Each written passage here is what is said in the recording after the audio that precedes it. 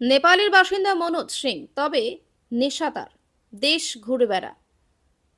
প্রায় কয়েক বছর ধরে সাইকেল চালিয়ে সারা ভারত ঘুরে বিভিন্ন রাজ্য পাড়ি দিয়ে পৌঁছালেন আসামের কামাখ্যা মন্দির। ঘুরে বাড়ির দিকে রওনা দিলেন, বিশেষ করে মূল্যবান বার্তা দিলেন যুব সমাজের জন্য উপকৃত সাইকেল চালা মনোজ সিং বাবু কি বলছেন, শুনে নেওয়া যাক। রাম জন্মভূমি অযোধ্যা গেছিলাম, এবার কুম্ভ মেলা গেলাম, কুম্ভ মেলা থেকে এসে এখন আসাম গেছিলাম, আসাম থেকে এখন রিটার্ন আমি বাড়ি যাচ্ছি। সাইকেল চালান, শরীরও ভালো থাকবে, পয়সাও বাঁচবে, বাতাবরণও ভালো থাকবে। অসংখ্য ধন্যবাদ স্যার। আমি নেপাল থেকে আসছি, আমি সাইকেলে কামাখ্যা মন্দির গেছিলাম, কামাখ্যা মন্দির থেকে দর্শন করে রিটার্ন এসে এখন বাড়ি যাব। আচ্ছা, কবে বেরিয়েছেন নেপাল থেকে? আমি নেপাল থেকে বেরোয়েছিলাম গত সোমবার।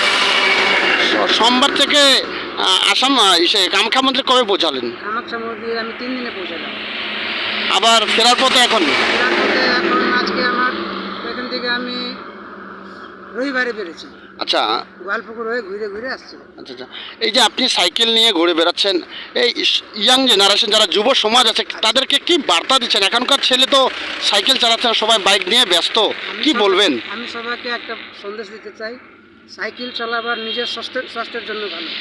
সাইকেল চালাবার প্রাকৃতিক পর্যাবরণ যে খারাপ হচ্ছে ওইটার জন্য আমরা সাইকেল চালালে বাঁচাতে পারবো, পর্যাবরণকে বাঁচাতে পারবো, প্লাস নিজের শরীরকে সুস্থ রাখতে পারবো। সাইকেল চালালে ডাক্তারের পয়সা বাঁচবে 1 নম্বর। 2 নম্বর কথা, শরীরের যত কিসিমের রোগ আছে রোগের কোনো আসবে না, মানে 75% রোগ সাইকেলেই চলে যাবে। স্যার আপনার নাম এবং পরিচয়? স্যার আমার নাম মনোজ সিং, আমি নেপাল থেকে আসছি, আমি সাইকেলিস্ট একটা, আমি সাইকেলিং করি।